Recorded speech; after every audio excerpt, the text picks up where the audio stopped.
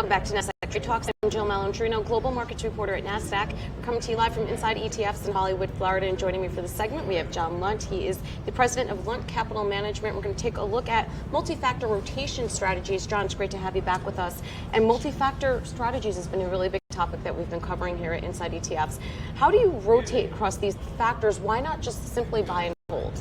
You know, there's been so much, just an abundance of industry and academic research around factors and how powerful factors are. Those traditional factors, momentum, value, quality, low volatility. The challenge and why we don't just buy and hold those factors is that sometimes those factors will rotate in and out of favor. They can even have long periods of time of underperformance. And so, as opposed to just getting those factors, blending them together and holding those factors, we've taken an approach to rotate across the factors, adapt to the factor that's in season. All right, so what is the universe of factors that you use within your rotation strategies, and how often do you rotate?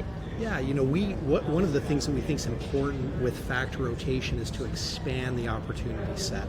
So not just look at the traditional side of the four main factors, you know, value, quality, momentum, and low volatility, but expand it to the opposite side of those factors. So the non-traditional side, low momentum, low quality, low value, and high volatility.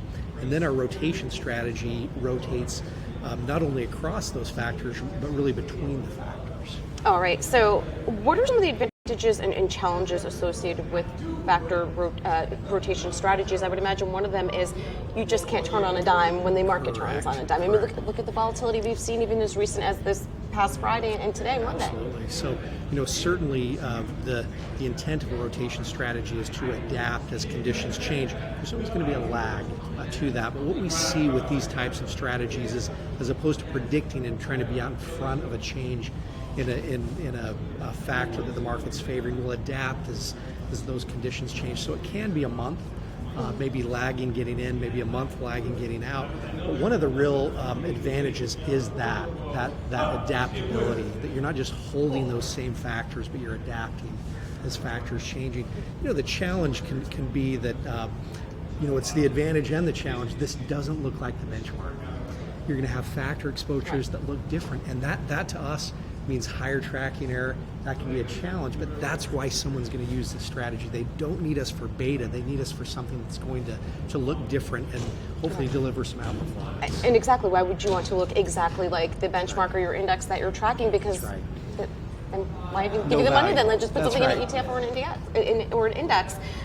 So that, and I also think when we get into these pockets of volatility, like we're seeing a little bit this week, that having that expertise in active management is certainly helpful. Clearly 2019 was a very different year, but this might be where you start to see those advantages play out. Absolutely. We definitely see that over time, having something in the portfolio that's going to adapt and change is valuable. It's a great diversifier from just that typical passive beta that someone might hold in a portfolio. All right, John, great to see you as always. Thanks very much. And thanks for joining us on Trade Talks. I'm Jill Malandrino, Global Markets Reporter at Nasdaq.